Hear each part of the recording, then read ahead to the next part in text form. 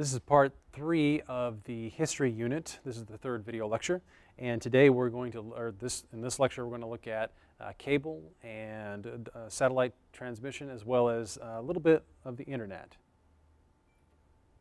So let's first of all start with cable. Cable really, in the first decades of TV, there were several areas of the country that broadcasters couldn't even reach. And so cable was ironically developed to extend, originally, the reach of over-air broadcast TV. There needed to be some way to reach those rural areas. So even though now we think of them as competing mediums, in the beginning days of cable, it was kind of a symbiotic partner to television to enable it to reach areas that broadcast signals couldn't reach into.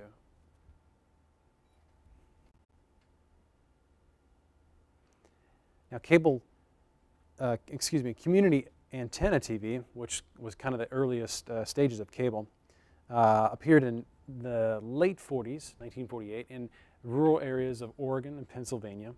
And basically it consisted of a tall antenna on a hill or a building, and then that would receive incoming radio stations, and then they would transmit that down a physical cable, and they would charge homes a monthly fee.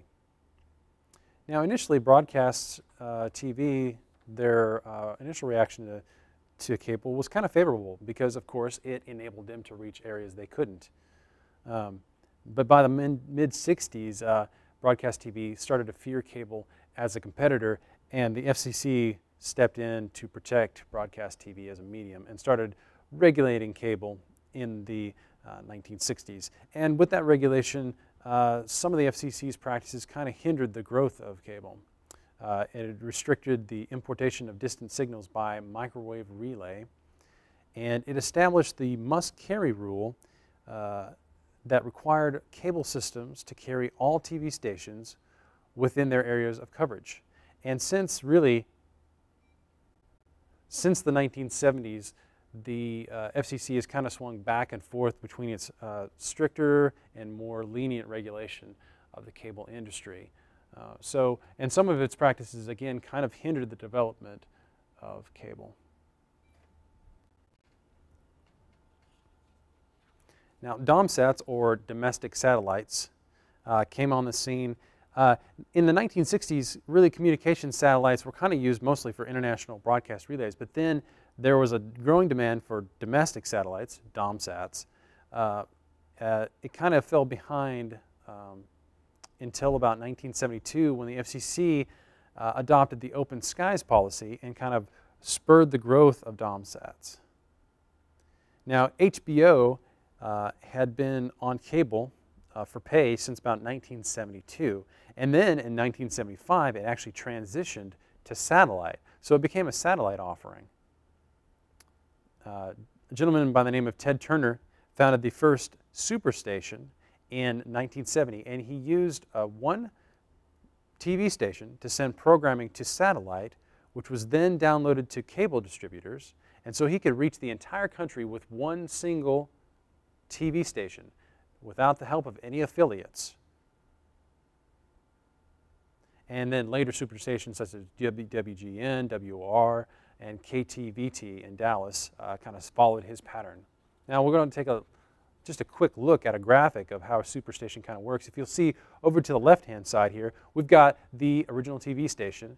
It uploads the signal to the satellite system, and then eventually, over towards the right-hand side there, cable distributors download it and send it to various households. And so again, you can reach all across the country with one single TV station. Now, looking at some cable programming, HBO kind of pioneered cable-specific programs, and then originally cable was kind of considered to be a TV parasite because really it was just repeat broadcast TV programming. But then in the 1980s, again, HBO kind of led the way in original programming. They had sports events and some original programs of their own, and then others like ESPN and CNN, and of course everybody's favorite MTV followed. And then, so through this, cable channels have managed to take a huge share of ratings away from away from television. So they are now more competing mediums, even though there is still some of that symbiosis going on. You'll now see actual cable programs will actually be showing up on network TV. One example is Law and Order Criminal Intent, which actually originates on USA, but they rebroadcast episodes on NBC. So USA, the cable channel, NBC is the network channel.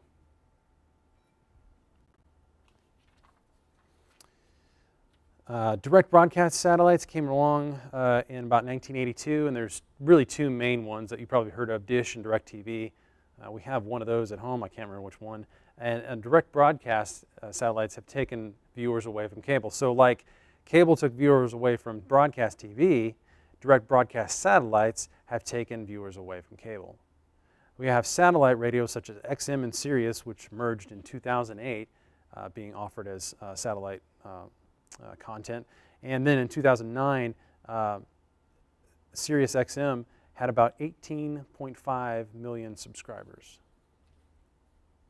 Of those, it has 300 channels, XM Sirius, and then half of those channels are commercial free. Some of them are uncensored, such as Howard Stern's show, who joined Sirius in 2006. And then we're going to shift and look a little bit more at the internet, which really had its origins back in the late 50s with the Department of Defense's DARPA project. So, you know, in 1969, ARPANET was kind of the first incarnation of the internet and had computers talking to one another. Then the federal government came along and removed restrictions on commercial use of internet in 91. We had a dramatic increase from 100,000 to more than 1 million by 92. And then as of 2008, about 70% of the US is online. And now, of course, broadcasters are making programs available you know, on the internet, which sites such as Hulu and the like. The electronics revolution was enabled by both transistors and microchips. Jack Kilby of Texas is kind of credited with creating the transistor. And then consumer media such as CDs came along in '83. Later on, of course, MP3s compressed audio and made them much more available and easier to send over the internet, although that also created a huge problem with pirated music, and we still kind of have that problem now. MP3s are actually slowly being, I think, replaced by an MP4 format. Of course, the archaic VCR led to time shifting of viewing, basically recording it and watching whenever you want to. And luckily for us, DVDs and DVRs, wonderful devices, DVRs, came along. And by 2008, DVD players were in about 84% of the households. And really, VCRs are kind of the granddaddy of all these quote-unquote time-shifting devices. And some of us are fortunate enough to have DVD recorders. I myself do not have one, but that's another such time-shifting device where you can record something and, of course, watch it later whenever you want to. And, of course, video camcorders have made everyone you know, producers of media. And, you know, if you're lucky enough to end up, or unlucky enough to end up on America's Funniest Home Videos or YouTube, the great thing about the internet is that everybody can be a media producer and a media consumer. And so really it's kind of democratized media content. Anybody can publish content, you can have your own blog.